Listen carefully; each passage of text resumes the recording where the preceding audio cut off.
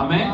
ஆண்டவர் ஞாயிற்றுக்கிழமை every time நம்ம தெய்வ சமூகத்துக்கு வரும்போதெல்லாம் கர்த்தர் ஆவியிலே அதை பெற்றுக்கொள்ள ரெடியா இருக்கணும். ஆமென் சொல்லுங்க பார்க்கலாம். நீங்க ஆவியில பெற்றுக்கொள்ள இப்ப பாருங்க, நான் ஒரு பொருளை யாருக்காவது ஒருத்தவங்களுக்கு நான் கொடுக்குறேன், அந்த தைரியம் நான் பண்றேன்னா தாங்க பிரதர் அப்படின்னு அவர் எப்படி அதை வாங்கிட்டு முதல்ல அவர் என்ன பண்ணாரு,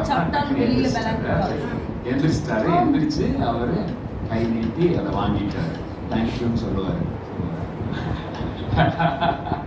ஆமென்.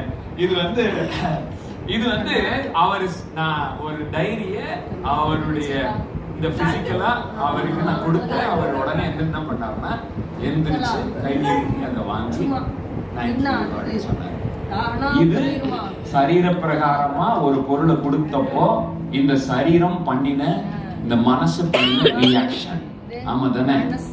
உங்களுக்கு தேவன் ஒவ்வொரு டைமும் கூடும் போதெல்லாம் எதுக்கான ஆகாரத்தை கிஃப்ட ஆண்டவர் கொடுக்கறாங்கன்னா நம்முடைய இன்னர் மேன்ல தேவன் தம்முடைய ஆசீர்வாதங்களை ஊற்றுகிறார். நாம நாம் பெற்றுக்கொள்வதும் எதுல பெற்றுக்கொள்ளணும்னா ஸ்பிரிட்ல ரிசீவ் பண்ணணும். எல்லாரும் பக்கத்துல கைப்பிடி சொல்லுங்க, ஸ்பிரிட்ல ரிசீவ் பண்ணணும்.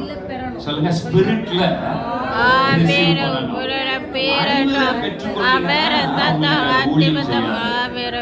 ஆவியிலே பெற்றுக்கொள்ளுவீர்கள் அப்பத்தினாலே மாத்திரம் அல்ல, தேவனுடைய வாயிலிருந்து புறப்படுகிற ஒவ்வொரு வார்த்தையினாலும் பிழைப்பான் என்று எழுதப்பட்டிருக்கிறது. ஆவியில நீங்கள் பெற்றுக்கொள்ளுவீர்கள் என்றால் நீங்கள் ஆவியில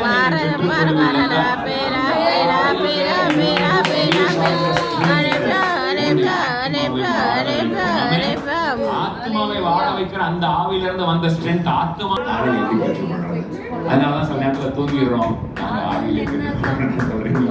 இல்ல, அவன் ஆவியில பெற்றுக்கொள்றதுன்னா என்னன்னா, எனக்கு தெரிஞ்ச வரைக்கும் நான் சொல்றேன், நான் அப்படித்தான் அதை பிராக்டிஸ் பண்றேன். நான் ஆவியில கம்யூனிகேட் பண்றதுக்கு ஹெவன்லி